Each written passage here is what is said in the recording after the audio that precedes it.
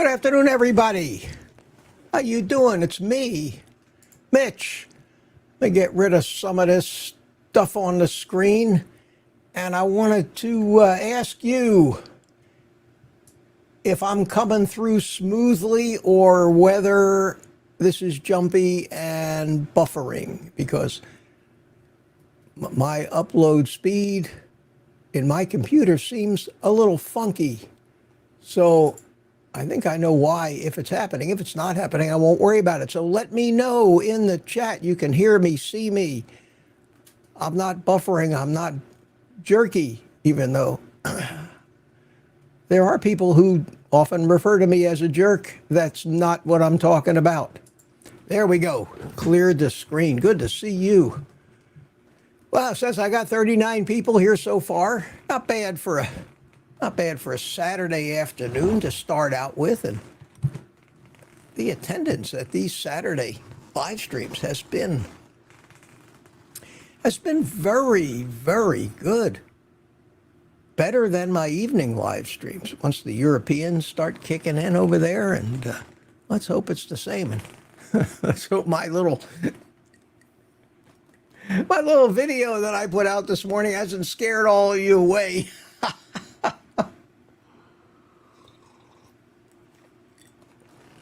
In case it has gone unnoticed, the longer I do this YouTube stuff,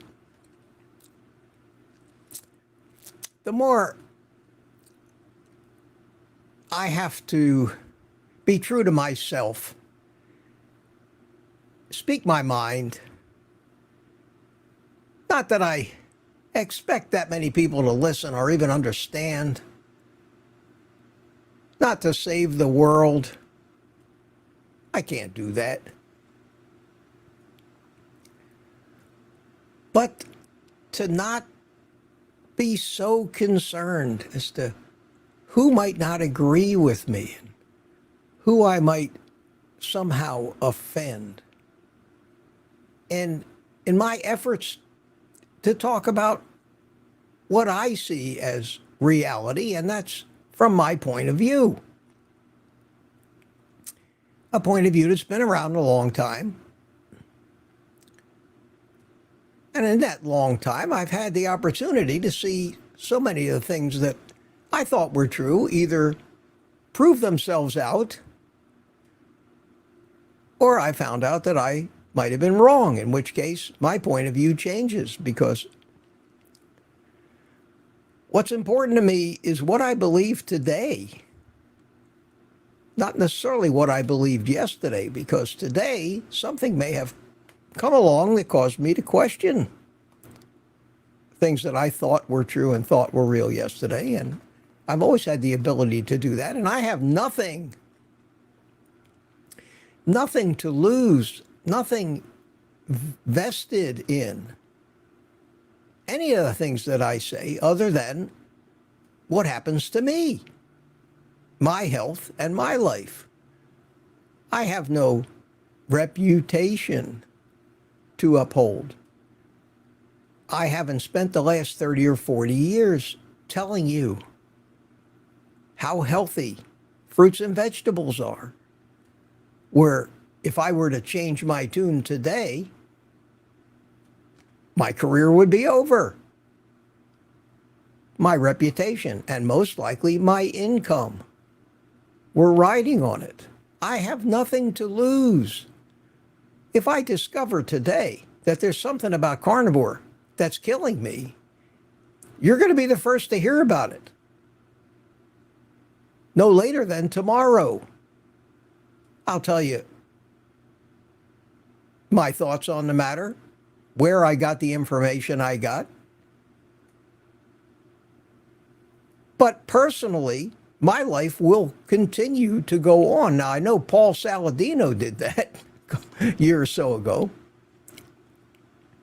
The man that wrote the book called The Carnivore Code all of a sudden came out and said we should be eating 300, 400, 500 grams of carbohydrates a day in the form of fruit and honey.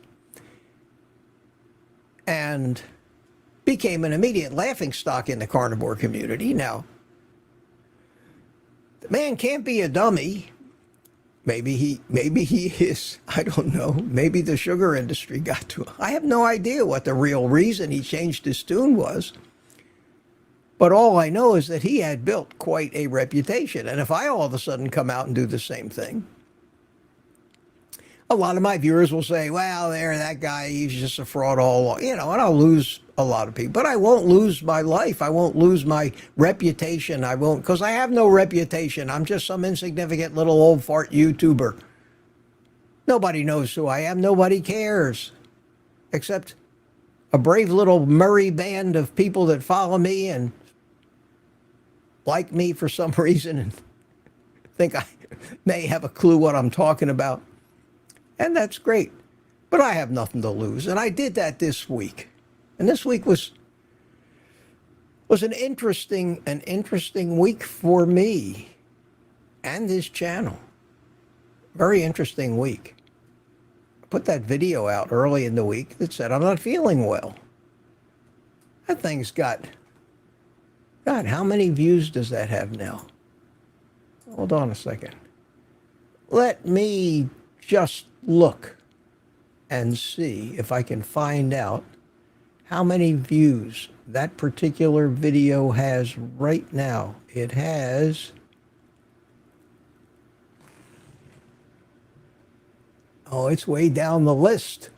It's already off of my main dashboard page. Let's see if I click on that. This count in this page is usually a little behind.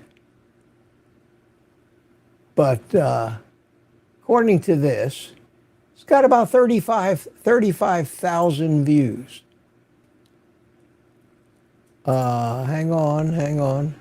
I should have this stuff right at my fingertips, but there it is. It has right now 34,900 and some views. It's a lot of views for one of my videos. One of the best performing videos I've had in a long time. And I came out and said, basically, that for the previous few days I'd been having some chest pains. Nothing major, nothing heart attack-like, nothing that mimicked the symptoms, no radiating pains down my arm, no, they weren't sharp enough. They were just a nagging little pain that I tried to figure out what it was. And I went back into everything that I know and had figured for myself that it was respiratory and most likely could have been COVID, a mild case of COVID. I'm not superhuman. I've never had COVID, but who knows? I've never been tested.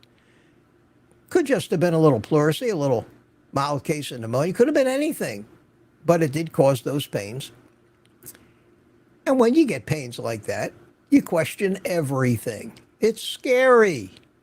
It's scary. And the thoughts that go, because I'm a worrier by trade, and the thoughts that go through my mind were things like, has 50 years of cigar smoking finally given me lung cancer? Even though I don't inhale, I didn't expect it. If you're intelligent, you can't count out anything.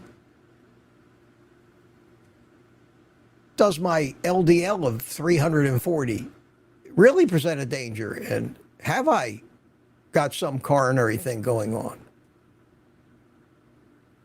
So I went through that, and it wasn't fun for a couple days.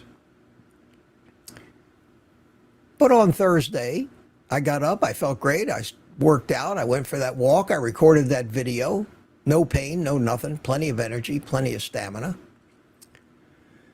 And I wrote it off. And because the video from the day before had gotten 35,000 views,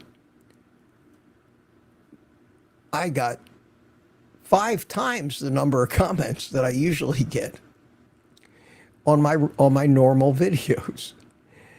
And for the entire day, I'm going through these comments.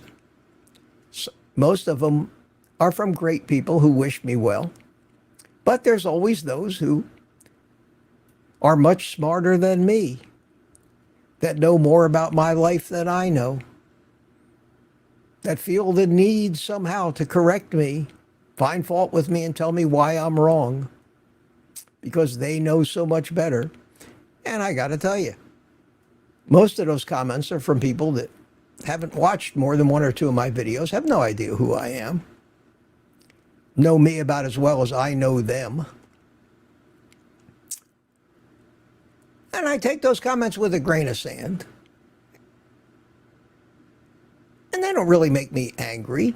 But what they do for me is reinforce my firm belief how twisted and mean most of the human race is. And that to me is very sad.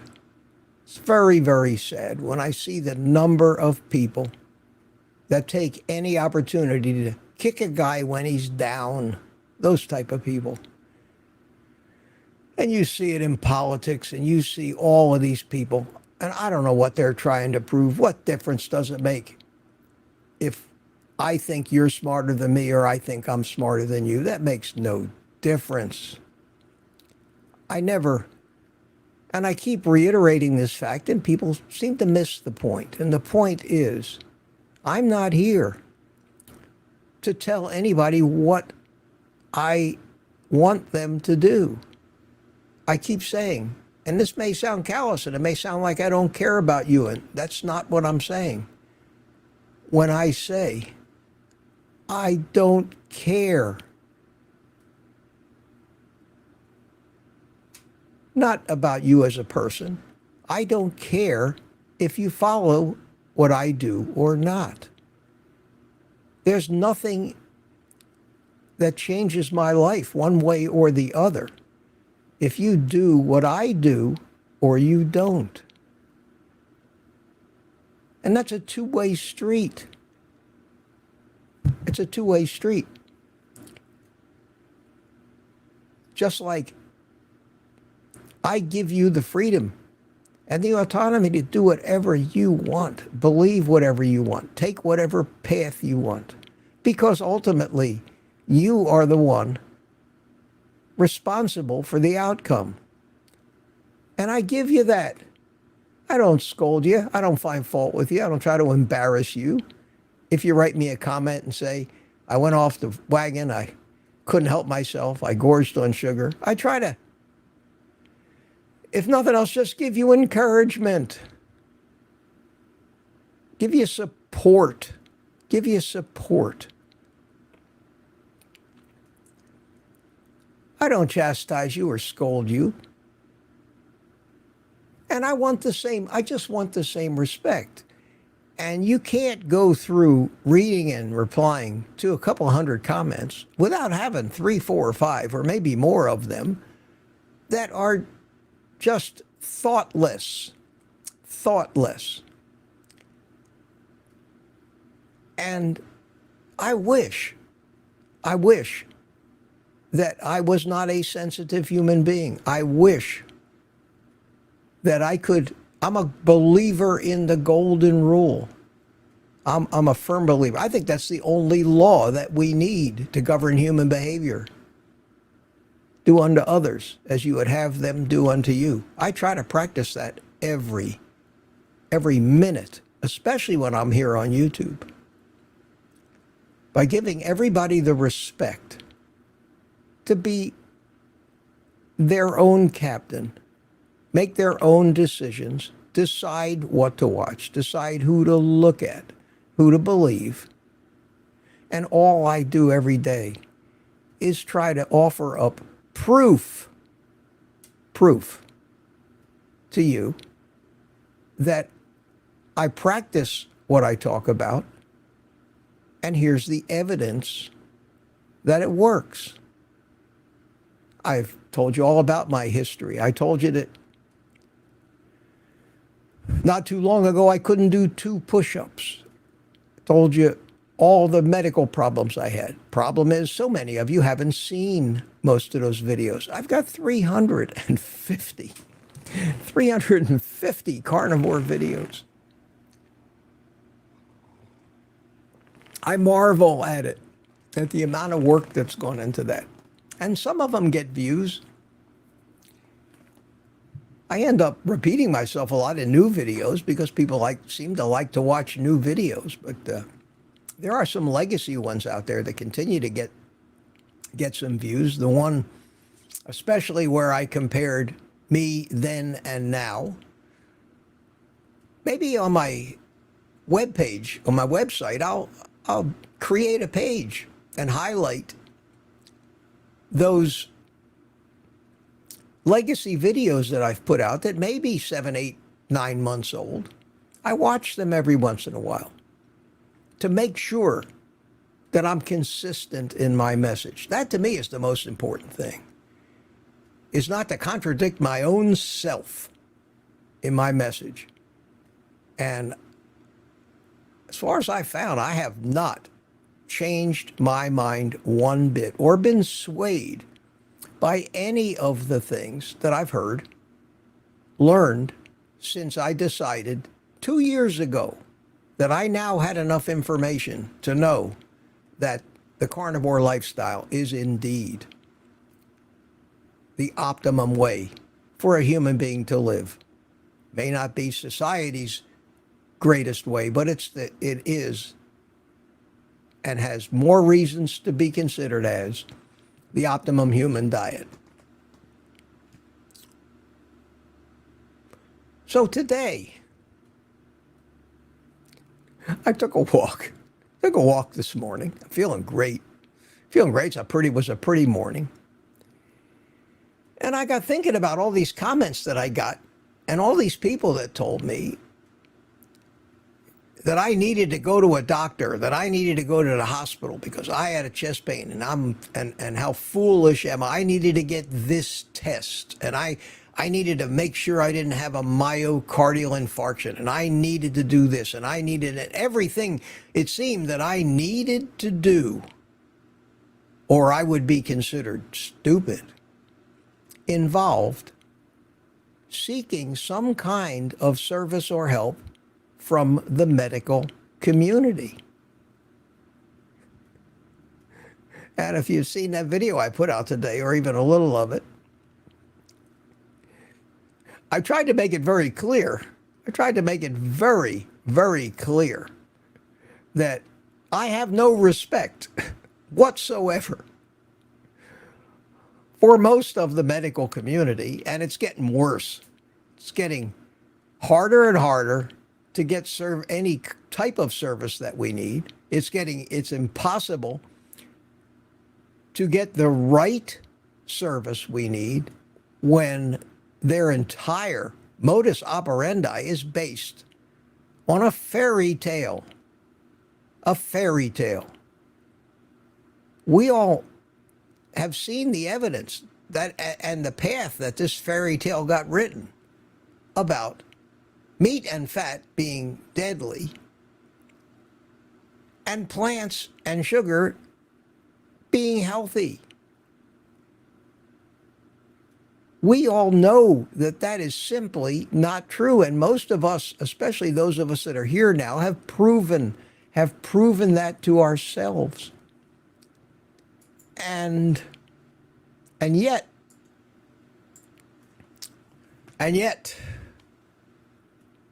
nothing's changed.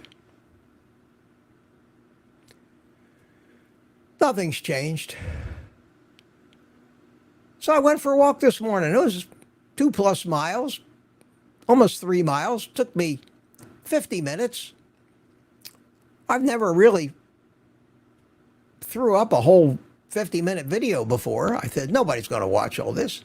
Nobody has the attention span anymore to watch a short, a 30-second short all the way to the end. How could I possibly expect people to sit still? Now, I know people will sit still for a movie or a TV sitcom or a serial that lasts an hour, but to get somebody to sit still watching some old fart walk around the mobile home park, for God's sakes, that'll never happen. But I don't think about that while I'm walking and while I'm talking. I don't really think about anything. It's like I'm possessed. I have no idea what I'm going to say when I take that first step. And when I'm finished and I say, take the rest of the day off, I stop and say, where the hell did all that come from? And then some of you point out to me in the comments that I just love to see.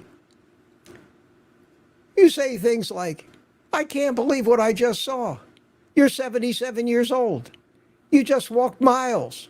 You never stopped talking. You never got short of breath. And that's the miracle that I'm talking about. That's the ultimate proof that this is what I'm doing is the right thing for me. I've had bad knees and a bad back all my life. I could just being on my feet for more than 15 minutes used to result in a lot of pain. I could never have considered that I would be physically up to that kind of a walk. And here, I'm going to let you in on a little secret. Here's the thing that's even more unbelievable to me. I'm not bragging. I'm just telling you how it is. And if you don't believe me, I'll take you along, and you can sit through the entire 3 or 4 hour video of me doing just what I did this morning nonstop, because I do that occasionally. I'll go for a 7, 8, 10 mile walk, and I never get winded, and I never in pain. I don't know where it comes from. Fountain of youth, maybe. I would never, ever change my lifestyle, and I'm so firmly convinced that this works because I have proven it beyond a shadow of a doubt to myself. That walk this morning was done in a fasted state. I had not eaten since 4 o'clock yesterday afternoon. I normally have my first meal of the day around 11 to 12. That walk was done at 8 in the morning. I was fasted. I hadn't eaten. How many sugar-burning people do you know that can wake up in the morning, not eat, go out for a 3-mile walk, stay physically sharp enough to not be in pain, and keep up a pretty brisk pace,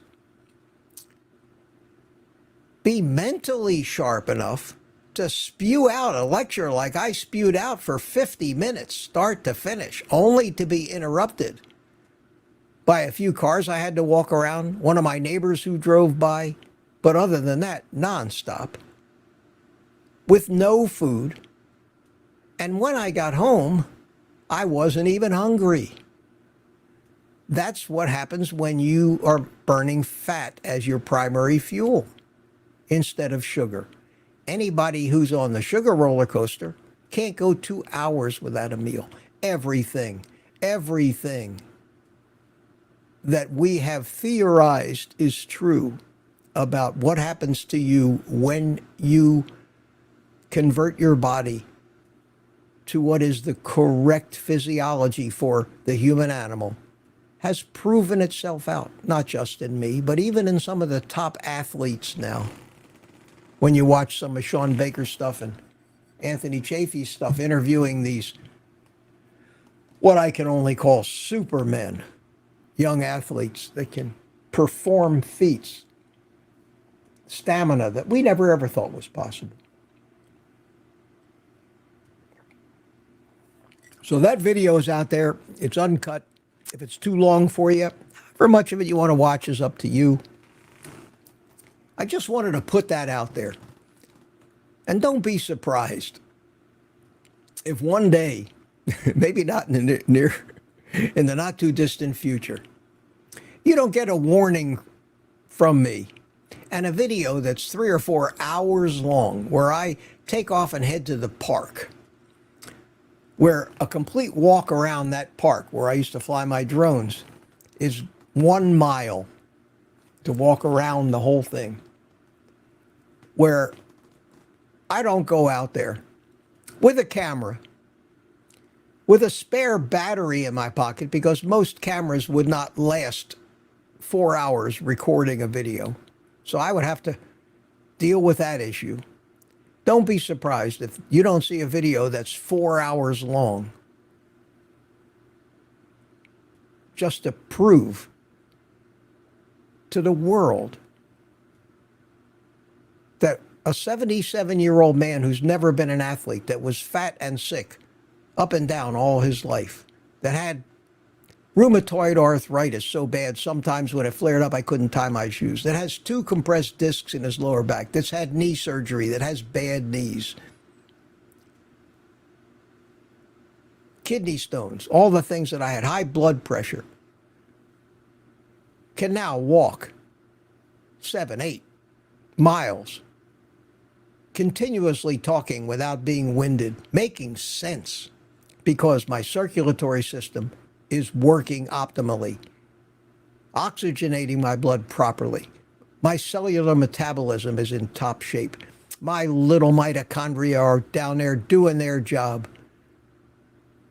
respiring and creating energy through oxidative phosphorylation. I like throwing big words around.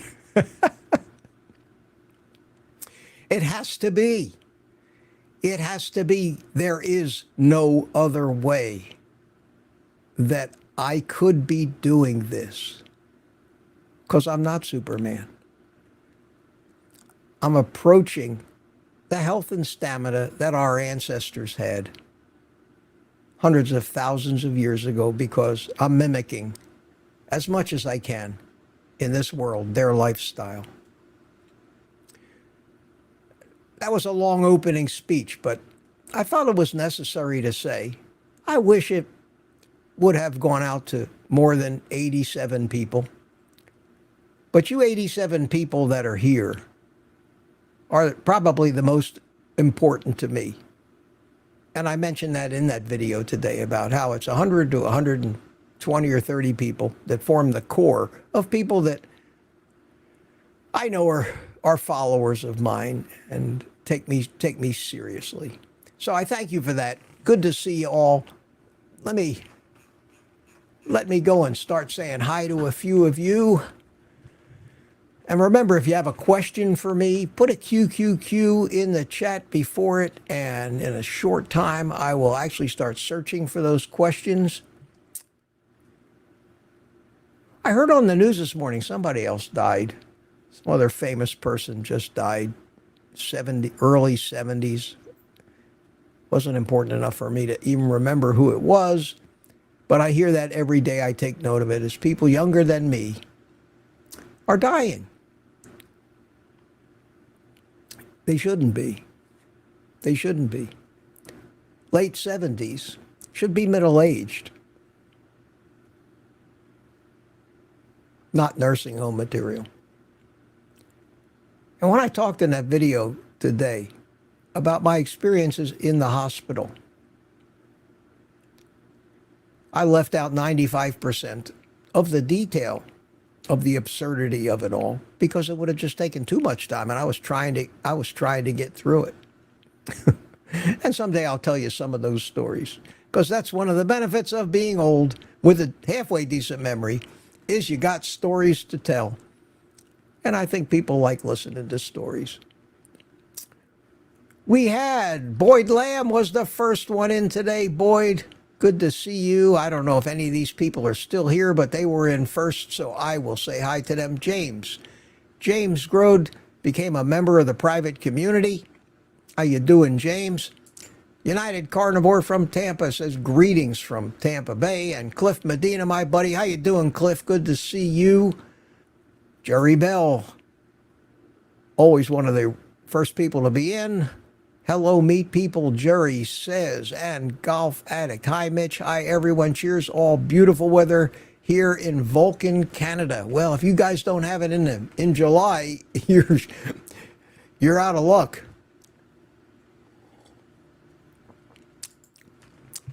And United Carnivore asks me, and I just haven't had the time with this week I've had this week to do anything about it, but I do want to make a meetup. And of course, we have a choice of either Tampa or Melbourne. I would rather have it in Melbourne, so I don't have to travel to Tampa for it, but I'll go to Tampa maybe for one.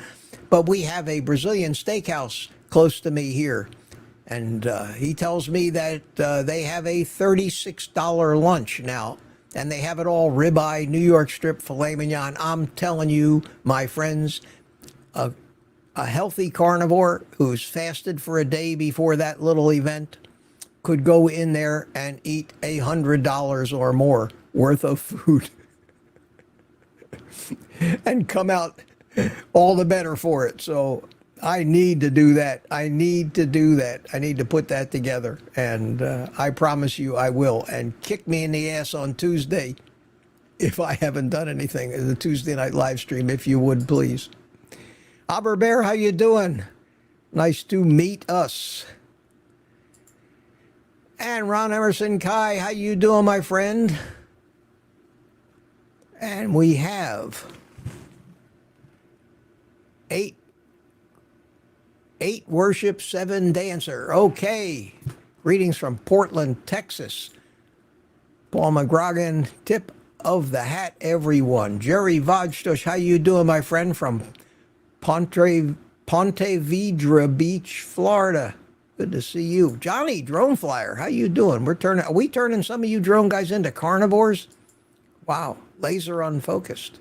Hi, Mitch. Hi, all. He says, good to be here again. Grumpy Cat is here.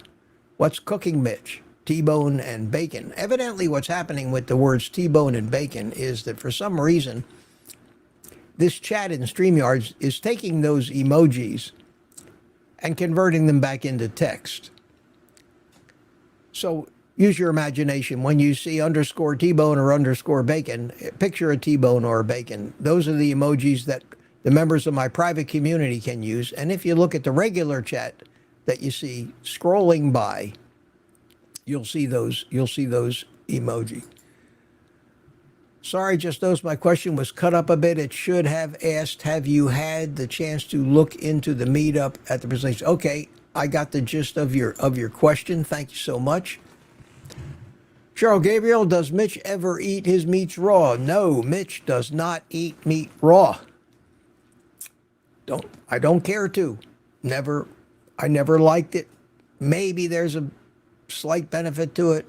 I don't know. I know our ancestors discovered fire a long, long time ago and have been cooking meats. There's two schools of thought on that.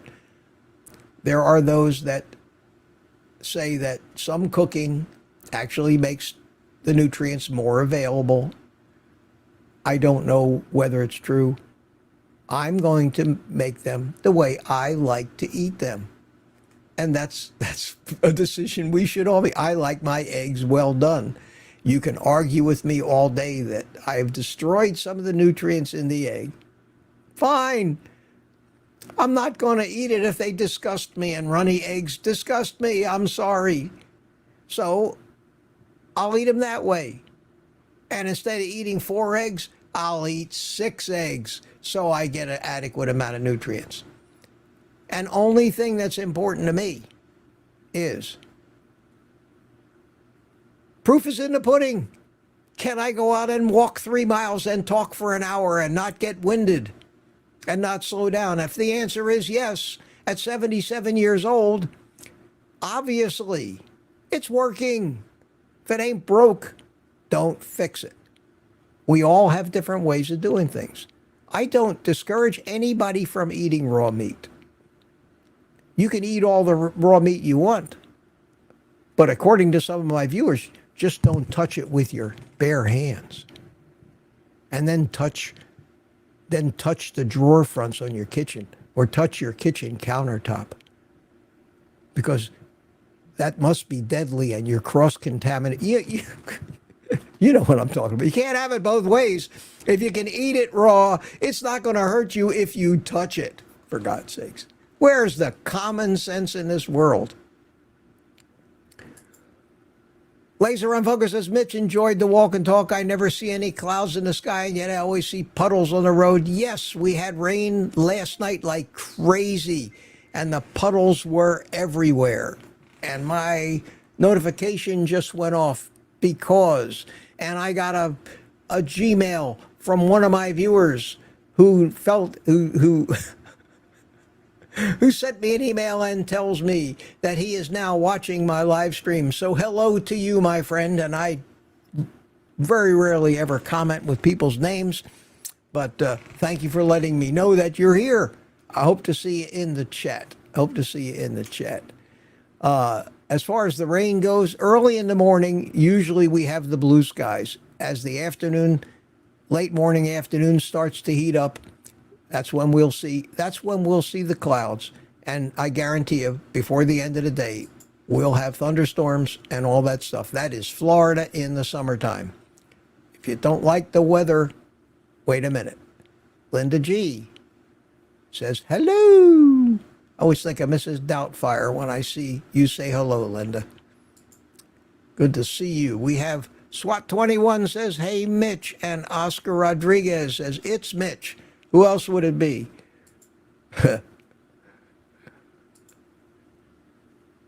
Okay, everybody hears me loud and clear. We are basically in the chat. All this happened right before 3 o'clock, before I actually went live. Unbelievable. Ellen is here. Hiya, Ellen.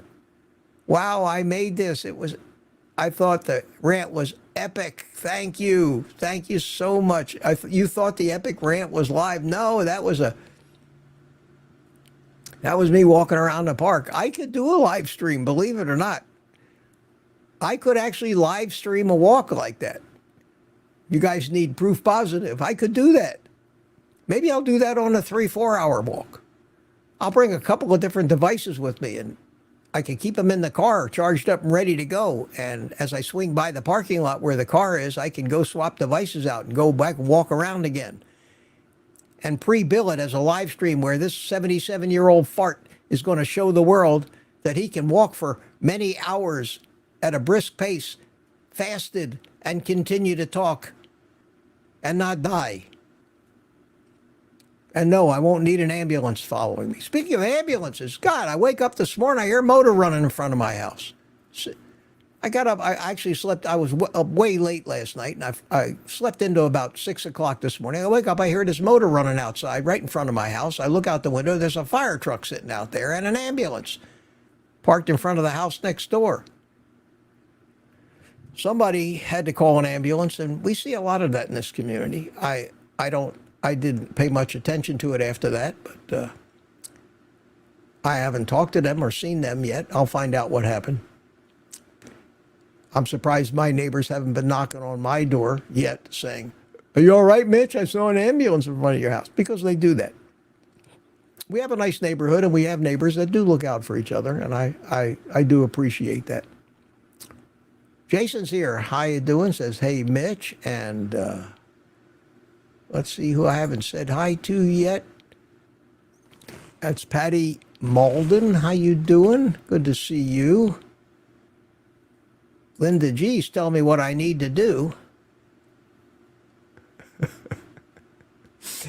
And that's a Mitch approved comment. That's a Mitch approved comment. You can anytime. Trust me. Tell me. Mitch, you know what you need? You need a good cigar and a good cup of coffee. See? Linda, are you married? Because if I ever did have a girlfriend or a wife again, it would have to be somebody that would say things like that to me. A rare thing among women. I got news for you. Let's see who else we got here. Morin says, hello from England. How you doing, my friend? We see you every Saturday. Great that you could be here. Great that you could be here. Boyd Lamb says, attendance count just went up by 1. Howdy do to you all. Good, Boyd. Good to see you, my friend. Always a pleasure. And Ellen says, really, that's good. I can't usually make this time, but taking a break. Good for you. And Ellen, It was great to see you, even though you started out upside down last Thursday night in the private community live stream. It's always good to see you. Always good to see you. And when you do get that little stand to hold your tablet up, hopefully we'll see you right side up more often. Tell about eating raw meat. Amber down, how you doing, Amber? Good to see you. Says hi to Scooby. We have somebody called Less Junk, More Health. A great name. A great, great name.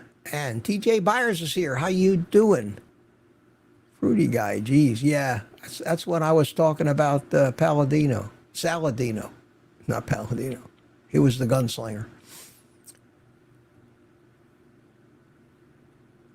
And what else we got here? Anybody new before I start looking for some questions? This is an interesting one. Amber says, for the past 30 years, I've been avoiding the sun because it supposedly causes wrinkles. Meanwhile, I destroyed myself as a result. You should see how dark I am now. Yeah, I go out into the sun, I walk around, and what I try to do almost every morning is take my shirt off and go out into the sun and spend 5 or 10 minutes just getting sun on my body. I get plenty of sun on my head. I've got a radiator built in up here. You know, a solar panel. I mean, as far as skin goes. But you know, you need to get that sun. And I'll be interested because when I had my blood test last year, it was in December, the end of December, right before New Year's, that I got the blood drawn. And of course, that was in the middle of the winter.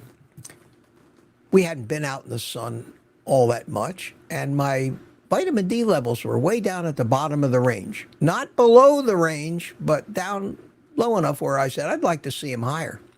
That's when I started taking a little bit of vitamin D3 and K2, which many of you have chastised me for wanting me to take mega doses of these things, and I'm just not going to do that. I just don't think that's necessary. But I think in a month or so, in the middle of the summer, I may go over to VA, get them to draw blood, and just check my D levels to see if that dose of D that I was taking, plus the additional amount of sun I've been getting, is really, see how much of an effect it's had on me. I'm feeling great, everything's working. And if what happened to me last week is the worst thing that happens to me, and it's the sickest I get, then I am Superman. It's incredible. It's incredible. So anyway, back to the chat. We have Jenna Elisa. Hello from Germany. Guten Tag. Wie geht's?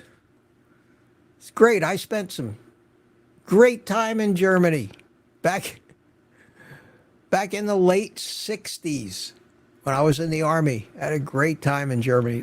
I loved the country. Kenneth Bates is here. Hello to everyone. And Papa Carnivore is here. How you doing, my friend? Just watch your rant video. One of your best. You think so? It just goes to show you. It just goes to show you. Everything is 50-50. No matter what you do. Half the people are going to hate it. Half the people are going to love it. You can't please everybody. I've given up trying. I'm just going to be who I am and say what's on my mind. If it offends people, I'm sorry. I can't worry anymore about hurting somebody's feelings. Maybe I stepped on your religious views a little. Maybe I stepped on your political views a little. I'm sorry. I don't want you to change a thing. I can only talk about what I believe and what I've learned. And that's all my opinion. It's in every disclaimer I put out there, on every video and in every live stream I say. And if I haven't said it yet today, what you're watching is a guy who is telling you his story, my story, what I do, how it affects me, what I'm thinking. If you want to follow or do anything that I do for myself, because you're convinced you would like to be able to go out for a walk like I did today, spew off a speech right off the top of your head, never get out of breath. If you think that maybe what I do could help you, then you do that. And I spend most of my time telling you how. That's all. That's my disclaimer. But I thank you for that, my friend. Thank you so much. Scooby is saying hi to everybody else. Amber's still here. Sunscreen and all those chemicals cause cancer. Yeah, even the soaps that we use. Even the face creams that women use. All of that stuff, they pay $100 for that tiny little jar of. You know what you're better off doing? You're better off taking a ribeye and just rubbing it all over your face. Get some of that good animal fat. That's the best skin moisturizer that ever lived. They make soap out of that stuff, and it's good soap out of tallow. Jason says he needs to catch up on my videos. Yeah, you could spend a lot of time. I got 350 of them. Some of them are great. And I watch some of those old ones occasionally because I've forgotten a lot of stuff that I said. I need to maybe curate them a little bit. I've got playlists, but some of those are so long that it would take you months just to get through them. And that's what happens when you've been doing it for a while, I suppose. We have a viewer named The Winners. Maybe it was the hot dog soup. You know, I've had some people suggest that the reason I got sick was that hot dog soup. I don't think so.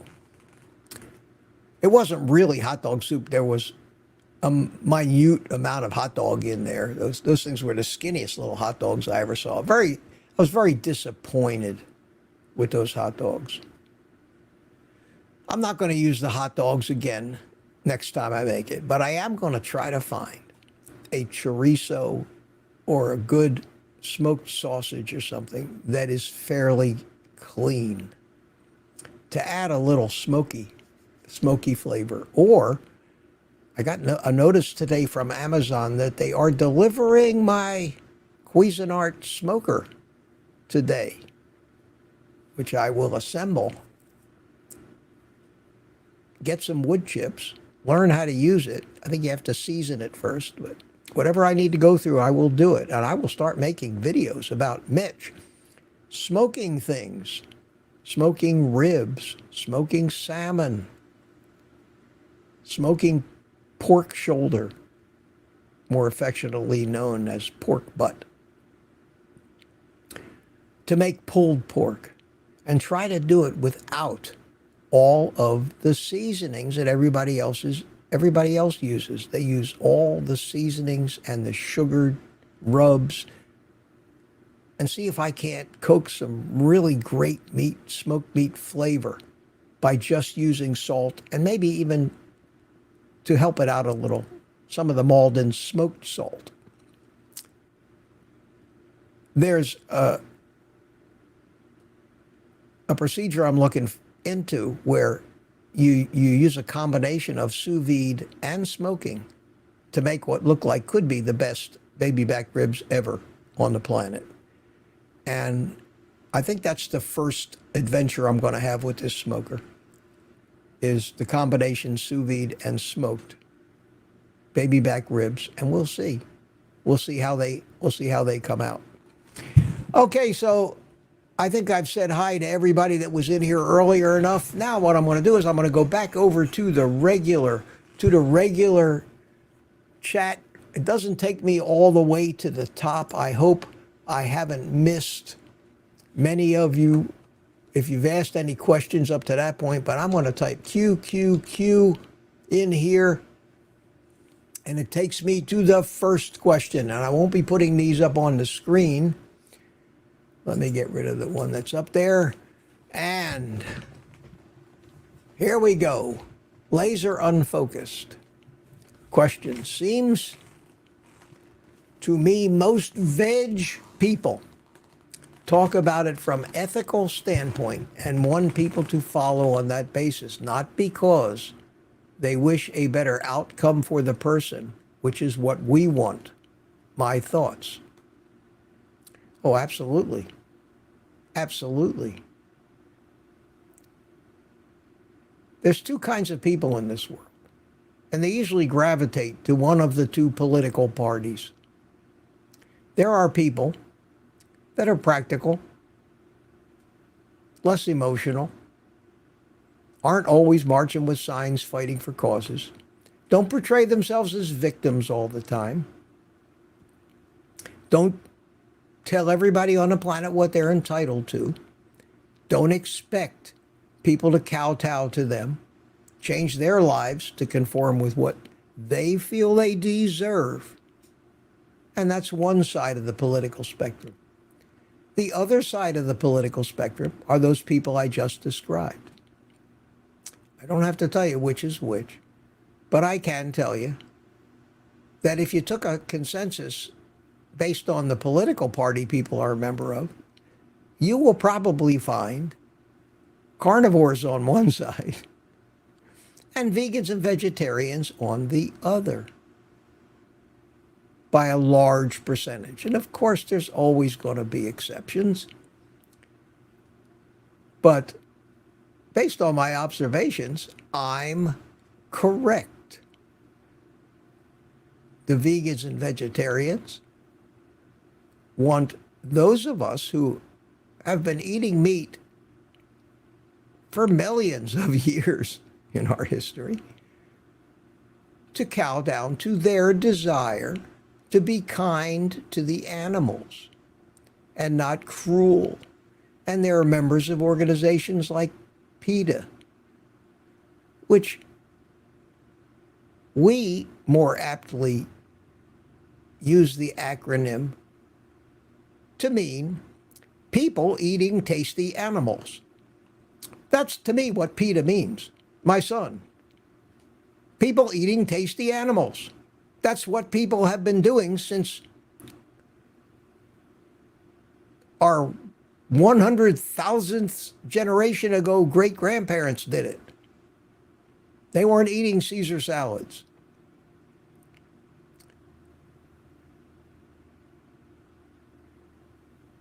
People of that particular political ilk have certain tactics they use. And their tactics are to always create emotional appeals, generally on subjects where everybody's being gaslit constantly, where the propaganda is enormous. They can throw guilt trips, they can have protests, and that's what they do. And they attack us on two fronts using that scheme. The first front is the ethical treatment of animals. In reality, the cows, especially the ones that spend a beautiful life grazing in a fabulous pasture out in nature, meet their end mercifully and quickly, are the luckiest living things on the planet. And since, and this is very important, and people, you never hear this.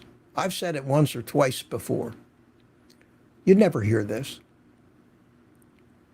But it's true. And it's not pleasant, but it's true. And that is every living thing, every living animal, every living animal, insect, whatever, that's alive today will end up as some other living thing's food eventually. Think about that. You and I, unless we get ourselves cremated and have our ashes spread around in the air, will eventually be eaten, more than likely, by insects and maggots and things like that. But all living flesh eventually becomes food for the next generation of some other species of animal. That's true. That cow that they're so worried about being treated inhumanely. What are we supposed to do with that cow? Set him free? Set the cow free. Kumbaya. Set the cow free so it can be attacked by a bobcat or a lion and have its guts ripped out while it's alive and suffer the pain of being eaten alive by a wild cat. Oh, that's humane. Instead of giving this cow a lifetime in a spa atmosphere with a quick, humane end. It's crazy. But to the average non-thinking human being who has not grasped reality of life, how it works yet, it's something we can appeal to. That's the first thing they appeal to. They've figured out a way now to blame these poor frigging cows for climate change.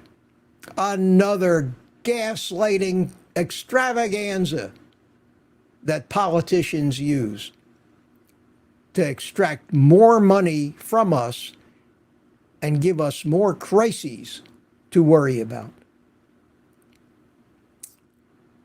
What chance does the poor cow have? They've already got us convinced that eating that poor cow is going to kill us. It's going to raise our cholesterol and give us heart disease. They've convinced us that just letting that cow even live anymore is killing the planet.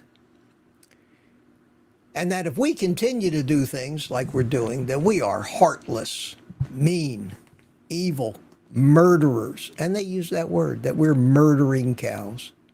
It is absurd. Somebody's got to change this. Somebody's got to figure out a way to get the message out there against this avalanche of propaganda that we get every day on all of these fronts. So laser unfocused, you are absolutely, if you believe what I just said, then you're absolutely right. And when you ask for my thoughts, this is what's likely to happen. So, because you ask for my thoughts with caution, because I've got a lot of them, and they're all in there, and they all want to come out. I hope I live long enough for that to happen. Next question. Let's see what we got here. Next question is from TJ Byers. Paleoanthropologists find remains of what they estimate 50 to 60 years old. I wonder how many of these were actually, okay, what I think what you're trying to say, they estimate that that they lived to be 50 or 60 years old. I wonder how many of those were actually 100, 120. That's an interesting question. When they dig up the remains of somebody that's maybe 100,000 years old, they can date the remains.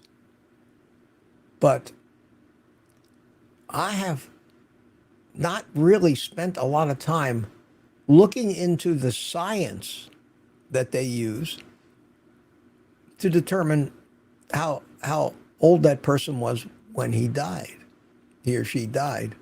It's easy to tell if it's a child. And of course, the child mortality rate in those was incredible.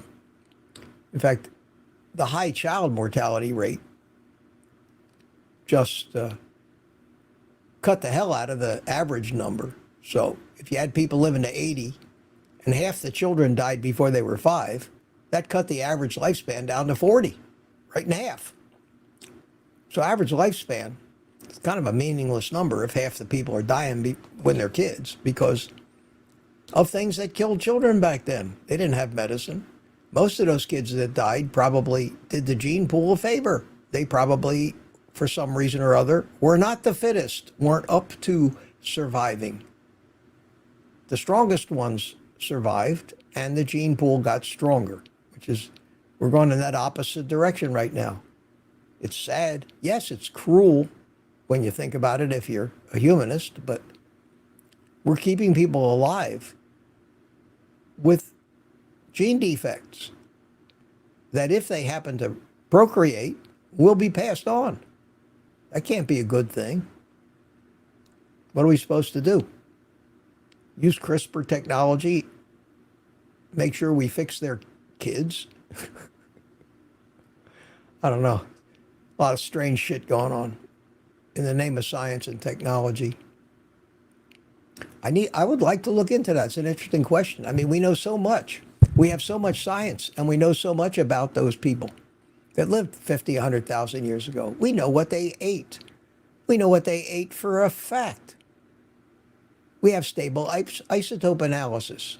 We can examine the remains of some collagen. And by the stable isotopes, we can tell what they ate, whether they were eating animals or whether they were eating plants. And interestingly enough, I saw where some scientists actually found a bone, and through all this science, they determined that this particular animal, and it looked like a human bone, but they were convinced that this was a vegetarian, by the stable isotope analysis. And it wasn't until a lot more deep diving in that they ended up realizing that that was a bone from a deer, not a human. And a deer is not a carnivore. So it just proved again that this science actually works, and it's fascinating. And it dispels or proves so much of what they have always claimed is just an old wives' tale. Well, the science proves it, and we have so much science. And I'd be interested to find out exactly whether what you just said, TJ, is true, that maybe these people did live to 100, 120. But keep in mind, without modern medicine, people would die from a broken leg. They'd get gangrene, and it was over. Accidents were the biggest cause of death. They'd get killed by an animal, eaten by a lion. They were hunting humongous animals. They get stomped to death. The odds of them, they didn't have drugstores and doctors. They didn't have antibiotics. Yes, the odds of them not making it to 100 were a hell of a lot greater than now. But imagine what we would have in a society if everybody who was 77 years old was as healthy as I am. The doctors would be out of business. They can't have that. The good news is I can still do it. I can still find meat to buy. I worry about that sometimes. Anyway, it's a great question, TJ. I'm going to see if in my spare time, I'm going to see if maybe I can answer that question more thoroughly. This question from Marlita Tomala has 5 Q's in it. Thank you. You wanted to make sure that I didn't miss this. Mitch, do you take any supplements? I've talked about that many, many times, and I'll be brief with this answer. I take electrolytes. Kind of the recommended daily dose every day, just to be sure. You can't overdose on that stuff. Why not? I know that so much of our food is short on electrolytes. I use a drop of iodine in my coffee every morning. 1 drop of Lugol's 2% solution. Just because. Why not? And because my vitamin D levels were low, I take 5,000 international units of vitamin D3 and K2 combination. That's it. That's all I will take. I see no reason to take any other. I got a lot of comments this week telling me about all the different supplements that would fix me right up. I basically thank you all for recommending them, but no. I don't really believe in supplements. I think the supplement industry is a very, very, very useful vehicle to make fortunes for the supplement manufacturers. To me, that's its best use case. Amber down says, whatever you're doing, Mitch, keep doing it. I certainly intend to. Certainly intend to. All right, let's see if we can find another question here. Okay, I came right back to the veg people from Laser Unfocused, so you're not asking me a whole lot of questions. There's the TJ Byers question. There's the supplement question. So I have done my duty. I have answered the questions. So now I guess what I'm going to do is just start commenting on the chat, see what you guys are talking about, because I have no planned agenda for this. Compliments are always good. I like compliments. Lori Weitzel says, Mitch, you are so wise. Thank you. Thank you. Can't argue with you.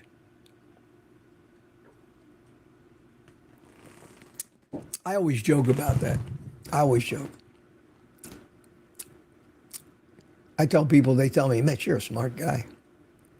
I laugh, I say, yeah, I'm so smart. Why am I constantly outsmarting myself? And so many of you know the roller coaster life that I've lived, ups and downs. Sometimes it seems like, many times, maybe I overthought some things. Most of the time, I think it was just right place, wrong time, or wrong place, right time, however you want to look at it. Let's see who's chatting away. Tammy Vitarch is here. How you doing, sweetie? Didn't get to say hi to you yet. And we have Merge. Didn't someone clone a meatball recently? There's another scary thing that we're fooling with. We're trying to manufacture meat, and 3D print hamburgers. There's a much simpler and less dangerous method, and that's called farming and cows and agriculture. We have plenty of land. We know how to do sustainable farming. Unfortunately, we have a problem now, and that is that there is no way to convert the human race on this planet from a crap diet to a proper diet of meat and fat with the current state of food production, distribution, and supply. After all, what would Sam's Club sell if they didn't have 100,000 square feet of pallets full of crap made out of sugar and seed oils to sell for people to eat? Yes, it may provide them sustenance. It may provide them some energy in the form of sugar. But it certainly is killing them and taking 20, 30, 40 years away from them.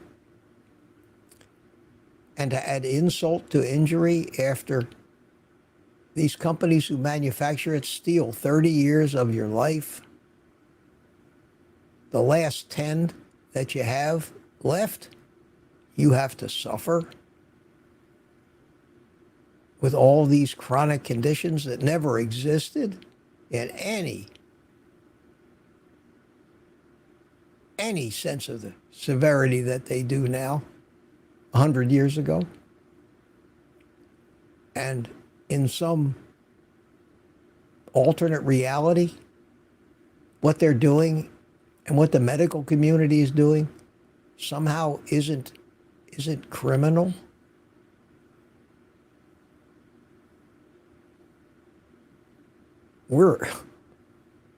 I got to stop thinking about this stuff because I just say, that's it, we're done. And I'm dig in your heels mentality. You can't take care of everybody else. They're not going to take care of you. Take care of yourself. Figure out what it is you think you need to do. We can all give you suggestions, but nobody, you can lead a horse to water, but that's about it. and take care of yourself. I can only say that it's not easy to, being addicts like we are, to kick that shit. They've got us hooked on that stuff. Took me a lifetime to finally figure out how to kick it, and finally eliminating carbs completely and sweet tasting things completely, while it sounds radical, has given me my life back. And I don't even miss that shit now. That's the amazing part. And it works. And all I can tell people is, you're going to have a little bit of gastric adventures for the first couple, 3 weeks. You might feel like shit as your cells and your bacteria in your gut that are used to using sugar for all things are beginning to get starved out, and your body starts switching to a fat-burning metabolism, which you've long ago forgotten how to do at a cellular level. Get past that first 30 days, and you know how, if you don't know already, I've got some great videos, I think. People have told me were the first thing that ever worked for them. And it's very simple. I tell you, don't allow yourself to be hungry. Forget about the scale. Forget about losing weight. Forget about everything. You have no goals. You're not worried about the future. You're worried about the first 30 days. That's it. Go on vacation, figuratively speaking, from all of the concerns about all of your health issues, about how much weight you need to lose, about how much pain you're in. Forget everything. Focus. Focus on one job. One job. Seeing how much meat and fat you can cram into your face in a month.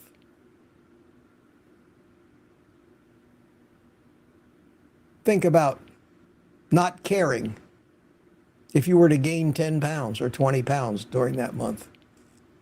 Think about getting your mind set, get your mind right, to being able to say, my job, my one focus in life for the next 30 days should be something that everybody just dreams about, and that is eat everything in this range of foods we're allowed to eat that you want. Have as many steaks as you want. Eat burgers, eat bacon, eat eggs, eat seafood, shrimp. Just keep eating and don't let yourself get hungry. And if you get a little hungry, eat another meal right away. Have it ready, have it cooked. Do not allow any to get even close to hunger. And when you do that, you'll be amazed that the one thing you won't get is cravings for sugar. You won't want to look at food, but keep eating. If you have to eat 6,000 calories a day, I don't care.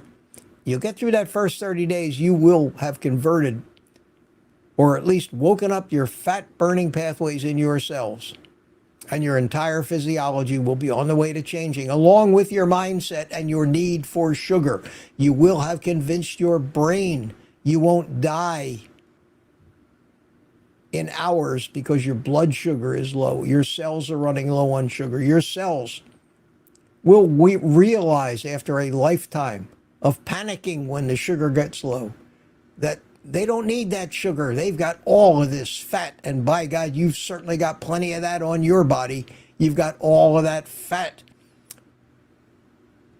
that they could live for 6 months just on the fat you're carrying around with you. Why were we so worried about the fact that we were running out of sugar? And that's what's happened. That's why people get cravings so strong they can't resist, because at a cellular level, their cells forgot that they can actually use some of this fat if they ever let the sugar levels get down in their cells. And if you've heard of the Randall cycle, that's where the problem is. And the only way to overcome that is to suffer through that first couple of weeks or whatever and teach yourselves a lesson. Listen, may I remind you that a mere bloodstream away on this body is enough fuel for you to go for 6 months. Quit worrying about sugar. And they do. And it takes about a month for that to happen. I don't care what you call that. You call it fat adapted. Whatever happens is something finally wakes up and remembers and starts working again that isn't 100% reliant on sugar and panics when the sugar gets low. And once you get past that point, your cravings can be managed until they go away completely. Until you get to that point, it's brutal. It's brutal to fight your body when it thinks you're dying. You're going to eat sugar. And if you think you've got enough willpower and self-control to fight your body when it knows it needs something or it's going to die, I have a little exercise for you. Hold your breath until you die. Just hold your breath until you die. You can't. You can't. You can't even hold your breath till you pass out. You will breathe. You don't have the control. You don't have the control. It would have been too dangerous to give our conscious mind control over that stuff.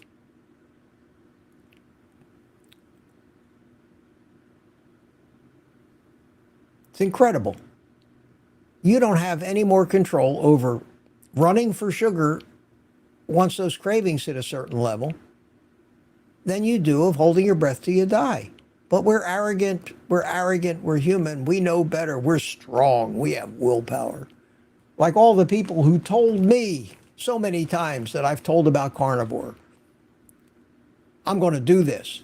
And I would say, it's not going to be like you think. You're going to get, no, I'm strong, man. When I put my mind to something, I'm doing it, man. You don't know me at all.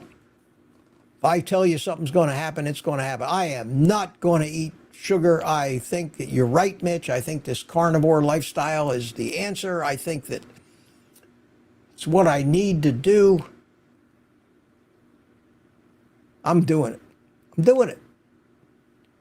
3 days later. 3 days later. Off. Gone. Sitting around the pool eating Doritos again. This happened a number of times with me. I never even asked them what happened. I know what happened. They thought that they could rely on willpower.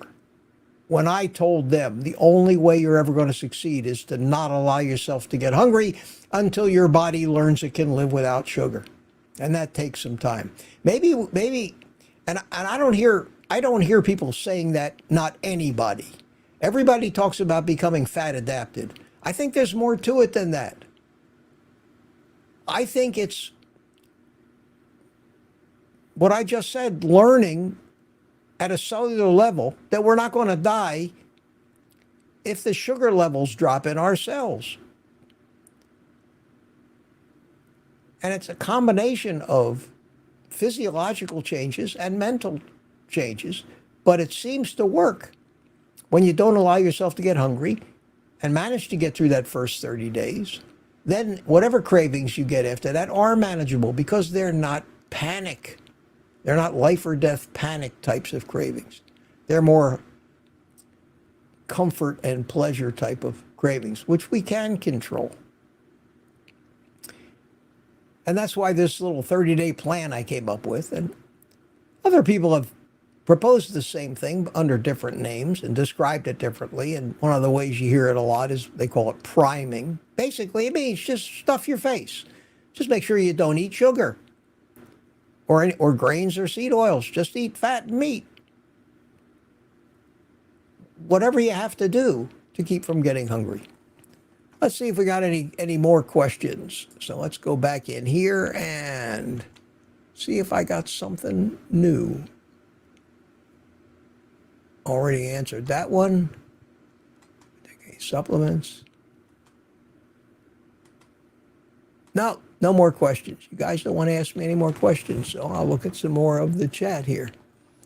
You guys are chatting away. Got 110 people in the house. That's great to see. Steve Studley, how you doing? Good to see you. Sean Sweeney, I see you're in here. I've been on the pork belly and mince for 2 weeks now. Do a little onion and mushroom. You feel great. Good for you. Well, here's a question. How come my QQQ thing didn't pick it up? Golf addict. Well, that's weird. Eating a lot of my first 20 days of this diet and still have lost 21 pounds. Loving this journey so far. Might try and add berries to the diet after 90 days to see if there is a reaction. Your thoughts? My thoughts are, my friend golf addict, if you can go 90 days without berries, don't. Don't. Especially if berries have always been one of your favorite things. Especially if you miss the berries because of the great comfort and taste that you have learned to love. It's a minefield. If you manage to go 90 days without berries, do not add in anything if you are a carb addict that contains sweet sugar. Even if berries are maybe the best thing you can eat. That's the advice that I take for myself. And I was a blueberry addict. I would start out with one little bowl of blueberries, and within 2 hours I'd consumed the entire 3-pound bag from the freezer, swearing all the way that this was the last little bowl I was going to have until the 3 pounds were gone. Then I contemplated going back to the store, buying some more. It is a trap. It is the reason that we got in the shape we're in the first place. If you don't need them, if you want to add something back to see what happens,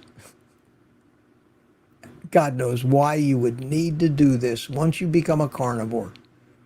There is nothing in any plant food that you need to nourish your body. Nothing.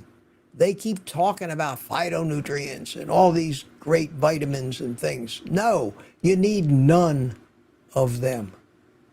You need the nutrients that are in meat, especially ruminant meat and seafood. The only thing that any sweet food, fruit, especially fruit, because fructose is the worst, can do is have you within a month on the way back up weight-wise, addictions in full-blown binging on food that you manage to finally wean yourself off of. Eat some broccoli if you got to eat something else.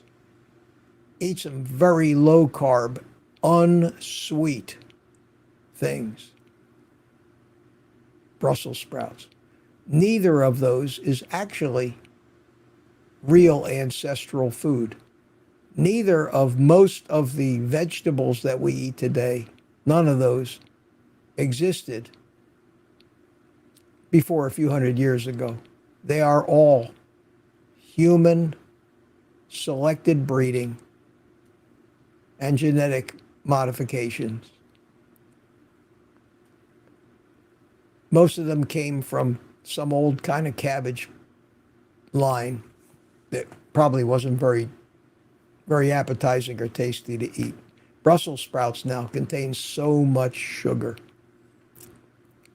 So people are loving to put garlic on them and salt and put them in an air fryer and let them caramelize. They're turning them into candy, for God's sakes.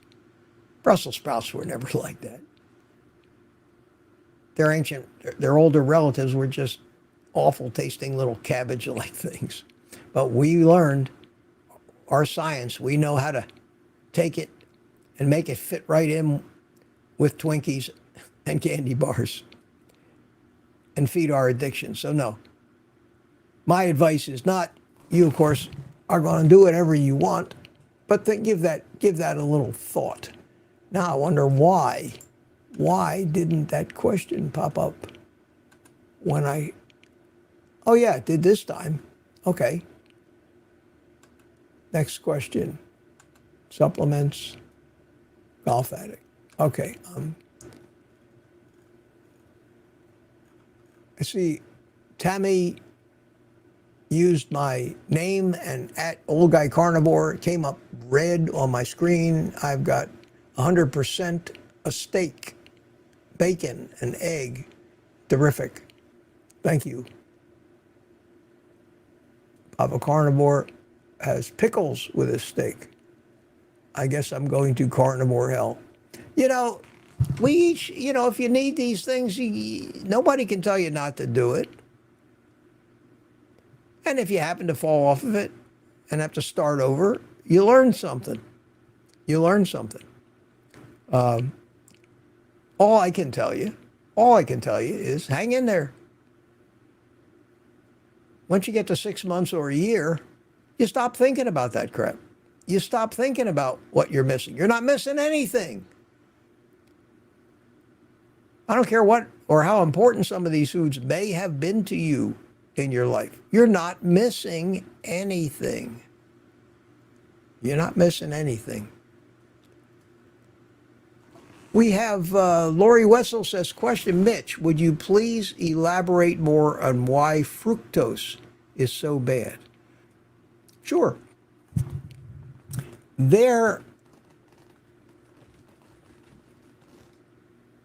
tons of videos, tons, from the best scientific minds, from the Ben Bickmans, Paul Masons, Ken Berry, more of a doctor mind, but still understands the science, about sugar and the different types of sugar.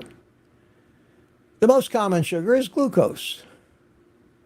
Rearrange a few atoms, because all of the sugars and all of the fats are still all made out of the same shit. They're all made out of carbon, hydrogen, and oxygen. That's it, CHO, carbohydrate. They're all carbohydrates.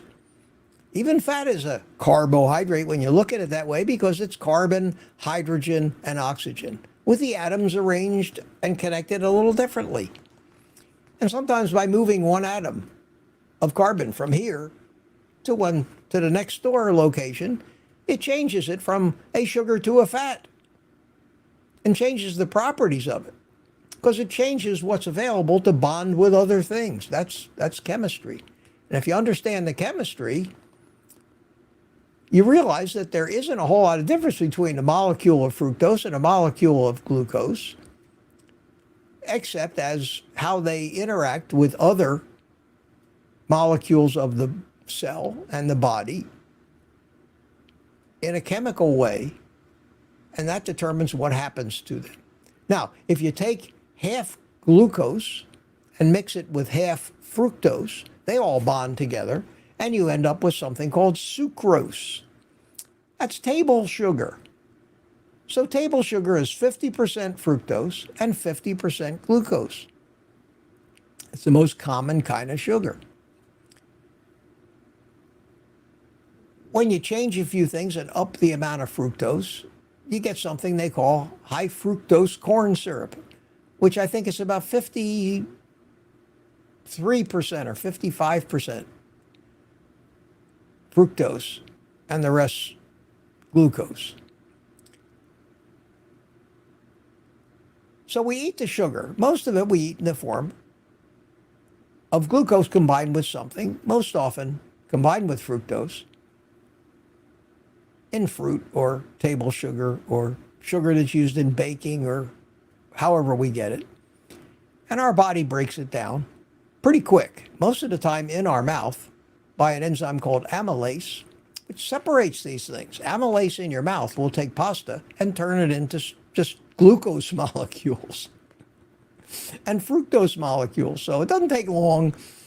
No matter how you eat this sugar, two things go into your body: molecules of glucose and molecules of fructose. Well, fructose, as it is, doesn't absorb in the blood like glucose does.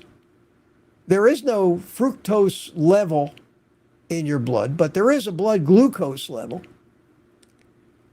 So somewhere after you eat it, these two different sugars go their own way. They take a completely separate tact.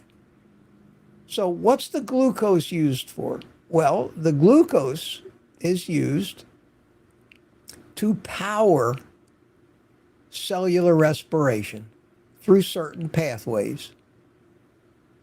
And you're a sugar burner.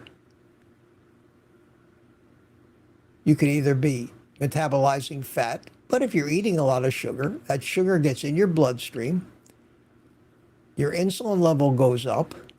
The insulin's job is to start cramming that sugar into all of your cells so that it can go through the sugar burning pathways, eventually end up in what they call the electron transport chain, which ends up making ATP, adenosine triphosphate, which is energy.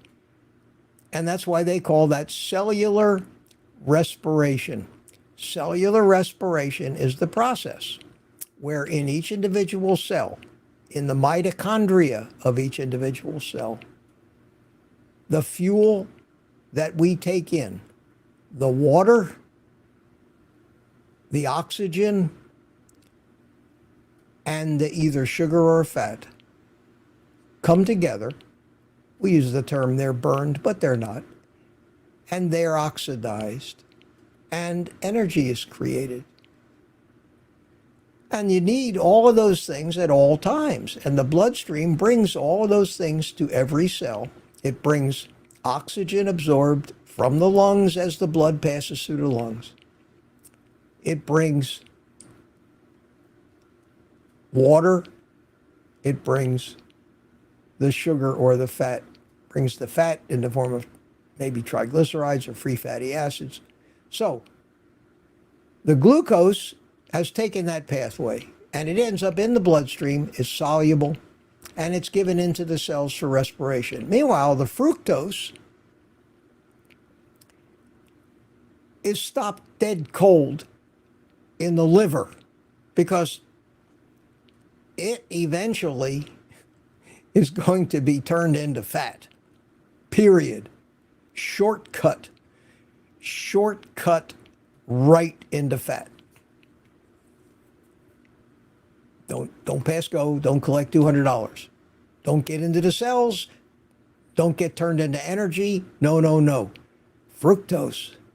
We're going to put that away. We're going to store that for later. That is going to be our gas tank on our body, our fat.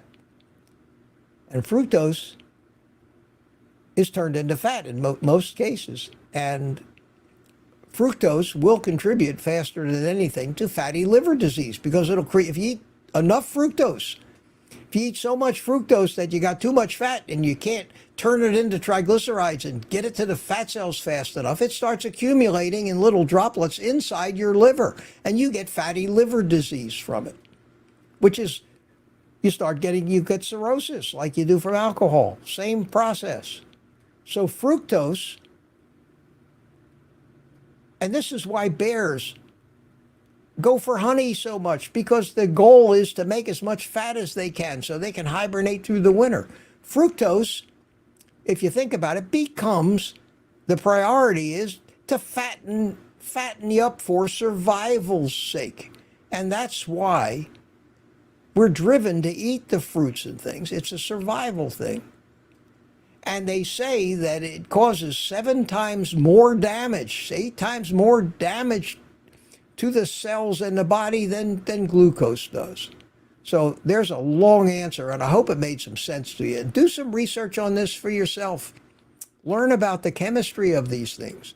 Once you learn what's happening inside of you, that'll put the brakes, honest to God, that'll put the brakes on you and show you how wrong Saladino and some of these guys are that are telling you to load up on honey.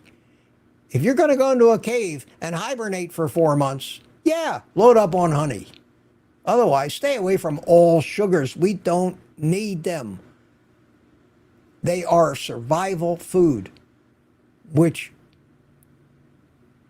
should only be eaten in cases when the real food is not available. As long as you can get yourself a ribeye, you don't need to be eating sugar.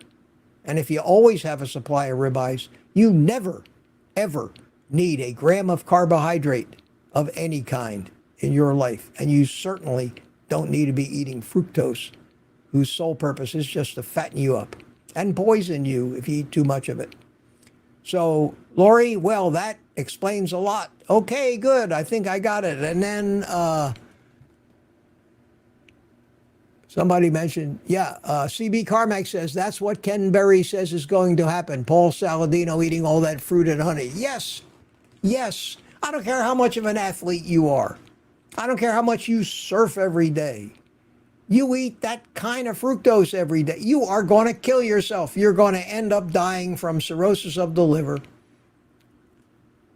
in all likelihood. Is it guaranteed? No. But we know enough about the chemistry of how this stuff works. And in case you're wondering, guys, and I don't brag about it a lot, but it's true.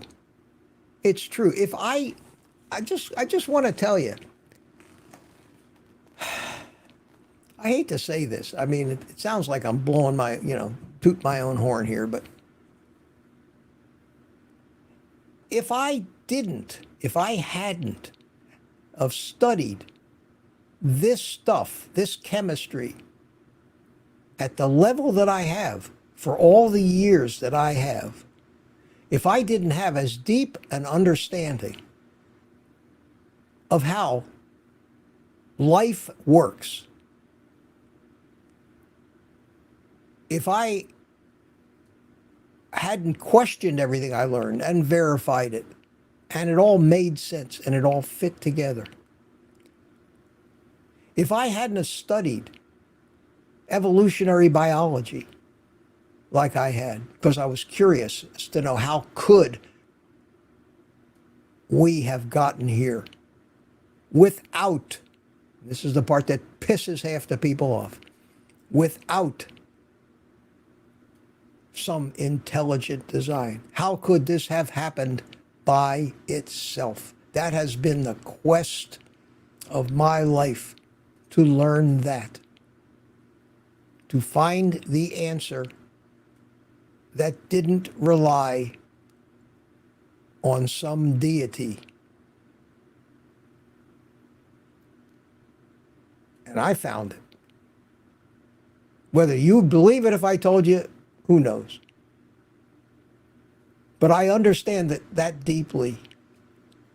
And if I hadn't had that, if I didn't know all this stuff, if I haven't been exploring every science,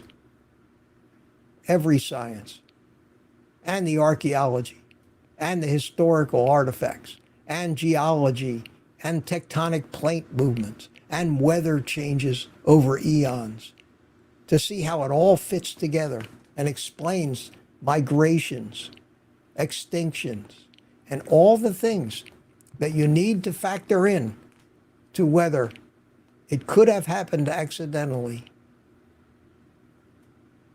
without an intelligent intervention, which raises a whole lot of other questions in my mind. If there is such intelligent information, where the hell did that come from?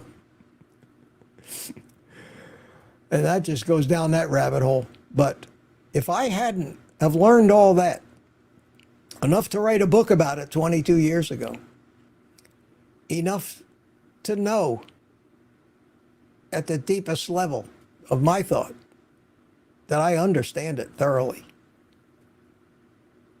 with my knowledge of computers and programming,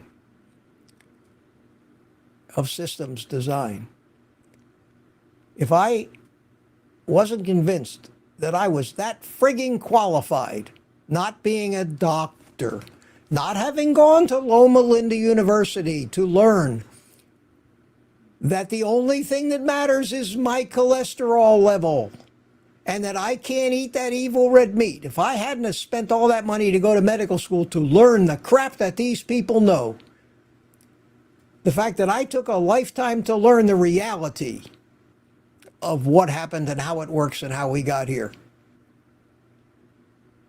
of the molecular level of the machinery itself, if I wasn't convinced that I knew that a year ago, I would never, ever have presumed to stick my face on a YouTube screen and give anybody any advice, period. Too many people who know nothing, who think they know a little, are making video after video after video, spouting off as if they actually know something. And that's sad. And I can't stop them. I don't want to stop them. They can do whatever they want. Some of them are very popular. Okay, that's great. I don't care. But for me, if I wasn't 100% knowledgeable about the things that I'm talking about, I wouldn't be here. Why would I want to do this? I would be embarrassing myself. You guys would be tripping me up constantly. But so far, nobody's tripped me up. Nobody's ever asked me a question that I didn't have an answer for. Sometimes those answers can go on for half an hour. Sometimes they should go on for days because they're that complicated. But, and I hate to have to tell you this, I would hope that some of you would just get that idea by listening to me long enough. But that doesn't work because you've always got so many new people that just discovered you yesterday. And I've been on the carnivore diet for 3 days. Why should I listen to you? Well, I can't, I tell you, you can listen to me or not. And I hate to have to tell you those things, but this is who I am. I don't bullshit. I'm not going to tell you anything other than buy shit from Amazon because it helps support me. And I'm even honest about that. Some of you get aggravated. One person told me that after a couple days of that Prime Day shit, we're getting really tired of you selling us things, Mitch. Oh, go to hell. Go to hell. Don't watch. Go away. Don't tell me what to do. Don't tell me I'm not entitled to make a meager living doing what I'm doing. God, that pisses me off more than anything.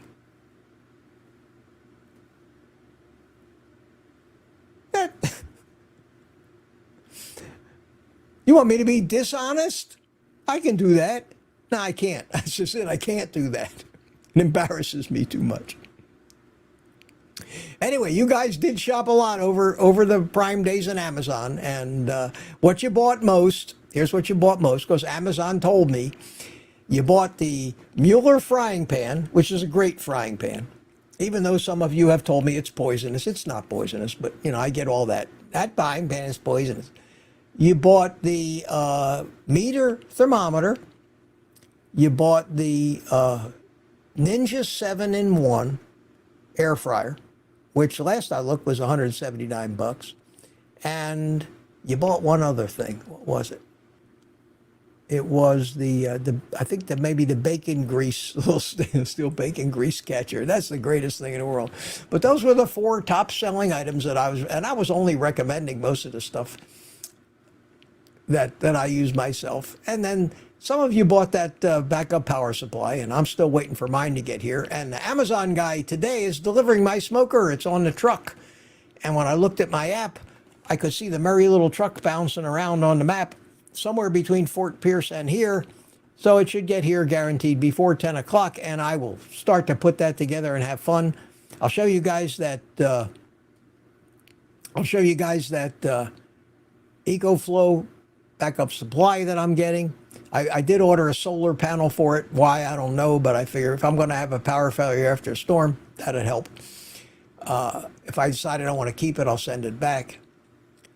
I am making a video right now. I'll warn you in advance that is going to feature that WeVac vacuum sealer. Those people have been good to me. And they asked me if I'd make another video because you guys bought a lot of them and evidently everybody's happy with them. And I said I'd be happy to. So in full disclosure, they sent me a couple boxes of vacuum sealer bags as a thank you. Big deal, but it was nice of them. And I said, yeah, I'll feature it in a video. So I made a video about what I did with that leftover soup that I made from the Instant Pot, how I sealed it up, because the beauty of that vacuum sealer is that it'll seal liquid because it's a chamber style, and you can actually seal up bags full of soup, which you can't do in a food saver. It'll suck all the soup right out of the bag when it's trying to suck the air out of the bag too. So I made a video about that, talking about the WeVac thing a little bit, but that's about as crass as my sponsorships and commercialism is going to get. And someday on some live stream, I will sit here and scroll through the hundreds of emails I get from companies, and I have them here, and they're fabulous, and show you some of the wild, wacky, non-appropriate crap that they want me to sell to you guys on a sponsorship deal, and how much they're willing to pay me to do it, and I turn them down. Those of you that are accusing me of being mercenary about this. But I don't make much money from YouTube. They don't pay a lot on this advertising. You couldn't live on what Google pays. You need to have something else that raises a little money, and the Amazon was the best way I could figure about doing it, where everybody wins. You buy things that you think you might help you out. If you get them and don't like them, you can return them. They pay me a small commission on everything. By itself adds up to nothing. But when a lot of people do it, it does add up to something and supplements me and my Social Security. And I'm having a great life now. And I can afford to buy a $150 smoker or a $400 or $500 backup power supply. Fact is, any money I earn from this channel, I end up spending generally for things that I talk about on the channel anyway. So it works out great for me, and I'm happy. And that's all I want out of life at my age, just to be happy and content. Tammy says, I bought the salt. Oh, that Malden smoked salt is great. I'm almost out of it. I've used almost a whole tub of that already. I can't wait to see your smoker. Me neither. Me neither. I fought the urge to get one, but you guys in the private community, man, you talked me into a smoker. Got me going. Now my mouth is watering.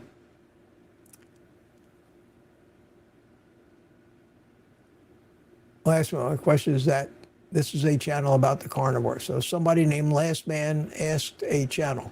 So this is just a question. Do you believe that God exists? Just trying to understand where you're coming from.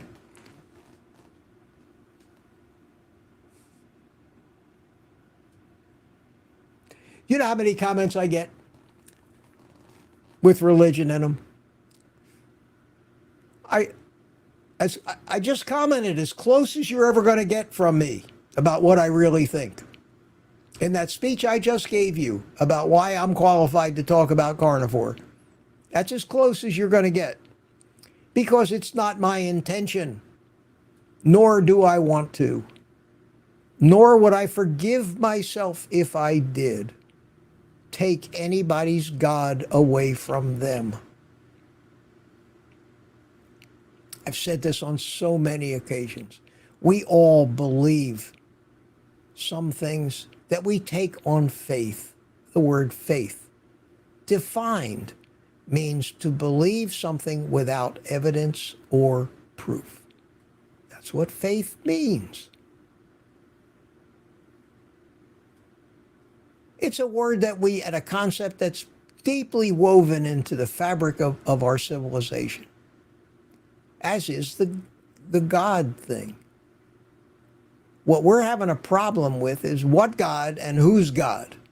There are 200 or more defined gods at this point, depending on who you are and where you're from. So when you say, do I believe in God? That's kind of a hard question to answer. Which God? Buddha? Allah? Jehovah? Jesus? Tell me. I was born Jewish.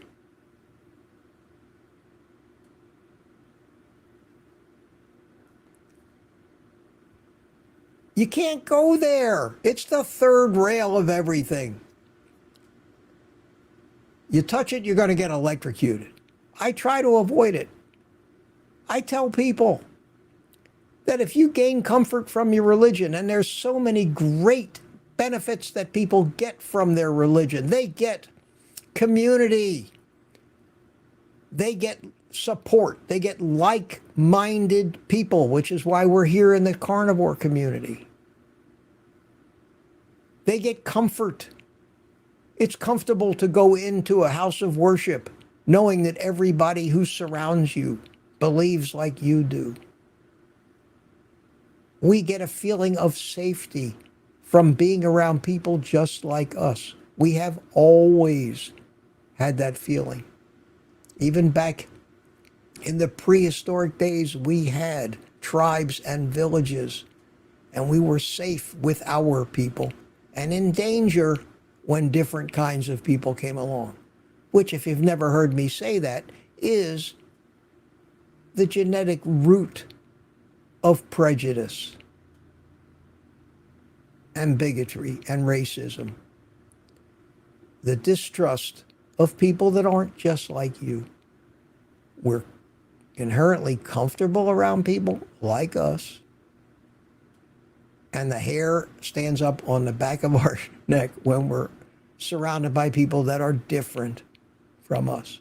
That is not hatred, that is not misbehavior, that is a genetically encoded, hardwired, ancient survival mechanism that ramps you up for the fight or flight that might be necessary for you to survive the encounter. We still have that programming in us today. It rears its head everywhere. We have, in our infinite wisdom, decided it was bad and we need to do away with it, and we can no more do away with that with conscious control than we can do away with these frigging addictions. Everything, every behavior has its root in something that helped our ancestors survive. And unfortunately, I've said this so many times, we are all descendants of the killers.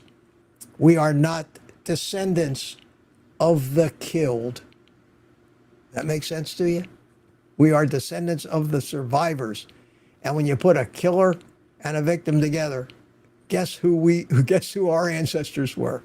Not the victims. Sorry. And that's in us. And that's the law of the jungle that's in all of us. It's all logical. It all makes sense.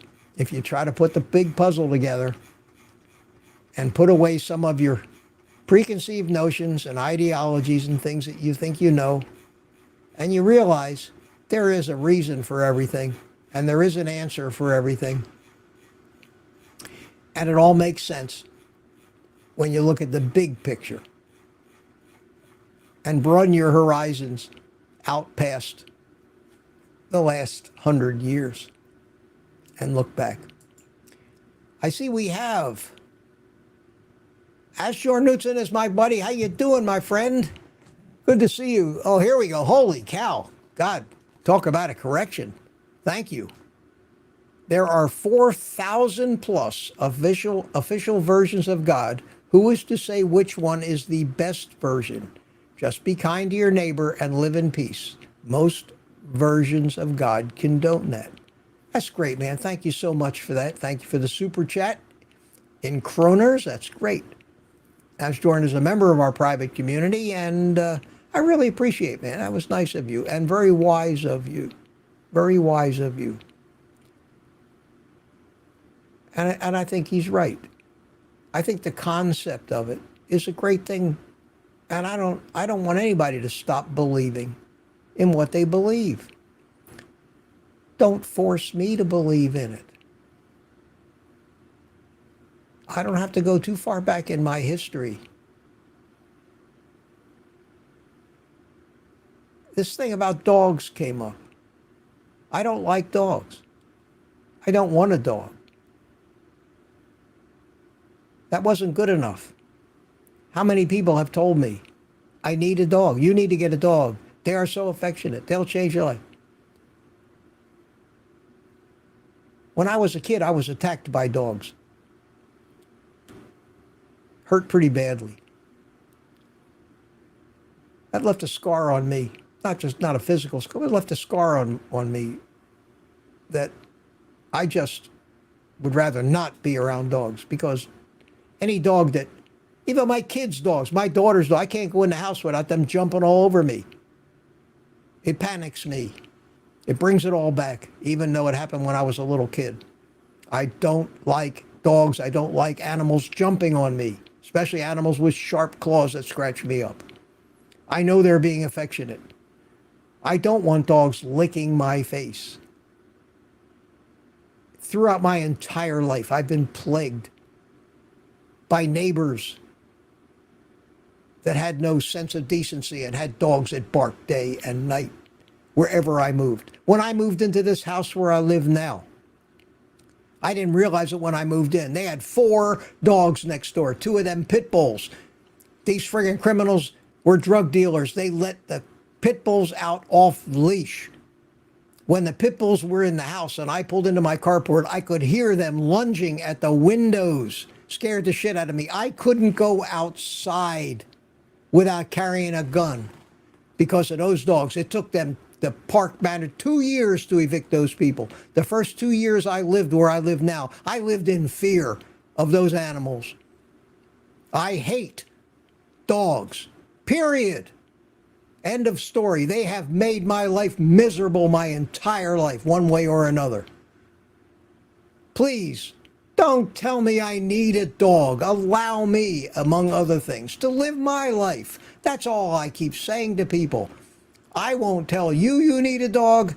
Stop telling me that I need a dog. I know you think that maybe I'll get the pleasure out of that animal that you. All I see is responsibility, money I can't afford, vet bills, food.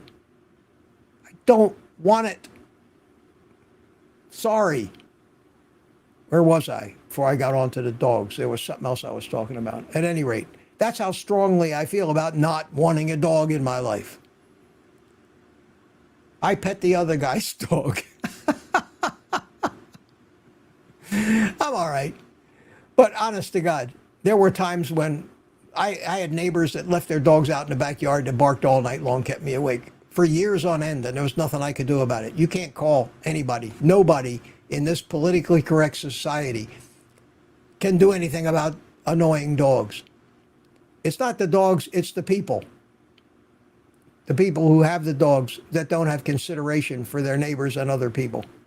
Not only for their peace and quiet, but for their safety.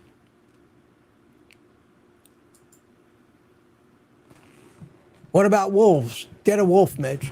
You know, it's funny you should say that. I mean, it's really funny that you should say that. The people in this community have these huge dogs that they're not supposed to have. We've talked about this. They have these huge dogs, and they call them comfort companion animals. And the laws are such now that you can't stop them. You can't stop these people from taking them on an airplane and having it and sitting right next to you on an airplane. You can't get away from these animals because poor baby needs her dog as a companion dog.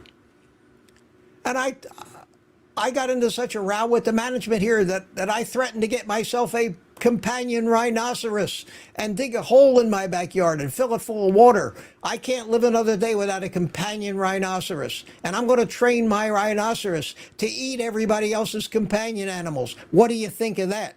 Well, you know, obviously they knew I wasn't serious about it. But that's how ridiculous our society has gotten. It's ridiculous. And I guarantee you this, and I'm going to close this live stream on this because we're doing this for 2 hours already. And you guys have got me going. There's still 104 people watching. That's great. God, I love it. I love it.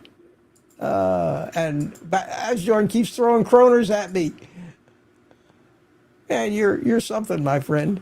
What's this last one? This last one was comfort rattlesnake. Oh man, that's doable. That's doable. I could do that.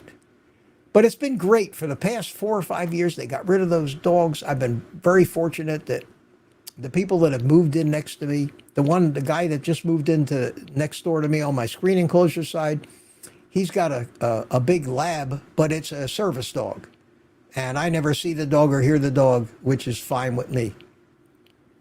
The closest I have to come to dogs these days are the times I encounter them on my morning walk. And if the people are, some of them let the long leash out because they think I want their little puppy to jump all over me. I can't believe when they do that. And I have to yell at these people. I yell at them. Keep that dog away from me. And they look at me like I'm some kind of a monster. Where do people get off thinking everybody likes their little darling jumping all over them and scratching them up? I don't know. I don't get it. But you can't tell people how to raise their children, and you can't tell people what to do with their dogs either. And if you want a dog, it's wonderful. If that dog gives you anything that enriches your life, more power to you. Just keep your dog off of me and keep your dog from barking outside my bedroom window all night. I don't ask for much. I don't ask for any more consideration than I give the rest of the world. But do I get it? No. No. Don't get me started on what happens to me when I go into restaurants where they bring kids. That's a whole nother story. Anyway, you get me wound up. I'm very passionate about this stuff. But I don't want you to give up to your dogs. I don't want you to give up your religions. I don't want you to give up anything. I am not asking you for that. I'm not judging you for what you do or what you are or your ideology. If you're a vegan, I'll make fun of you a little, but not as much as most of the other carnivore YouTubers do, not as much as Sean Baker and some of these other people do with their videos, making fun of these other unfortunate, misguided people. You don't see me showing their TikTok videos, sitting there eating a big steak while somebody else is showing you what kind of a misguided, unfortunate person they are. I feel sorry for those people. They're not going to listen to me. I'm not going to even reach out to them and say I could help you. I've tried that. Doesn't work. People don't want your help. It's just like I don't want anybody else's help. We all have made our own decisions, and we have our opinions. And the older you get, believe me, the harder it is to change it. And you're not going to. All that being said, I'm really not upset. I am passionate about a lot of things, but I'm not agitated. I'm not angry. I'm happier than the proverbial pig in shit right now. My life, after so many years of recovery from so many disasters, is the best, in my opinion, and the happiest that I've been in a long, long time. I have freedom in almost everything. I have food freedom. I have enough money coming in where I don't have to worry about next month because I was really wiped out for a long time. I think that I'm coming by it all very honestly, and I think I'm doing a lot of good. And everybody that knows me thinks that I should be paid or being paid 10 times more than I'm earning because of the value of what I put out, and that makes me proud, and I'm happy to do it. I'm happy to do it. So I love all of you. I love all of you. Thank you so much.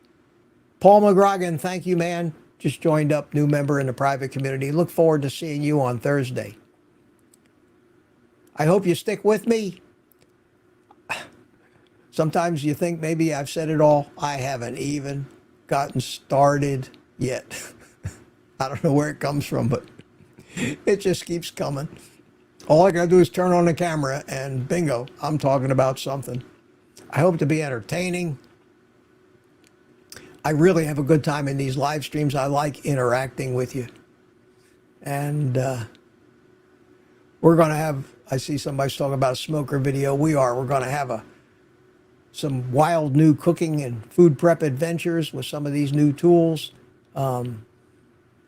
Just have some fun. Have some fun. Get healthy. Enjoy this life. Try to do some good.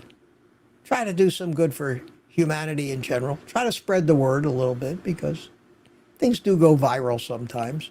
And most importantly, guys, something that you know is very important to me. Take the rest of the day off and eat meat.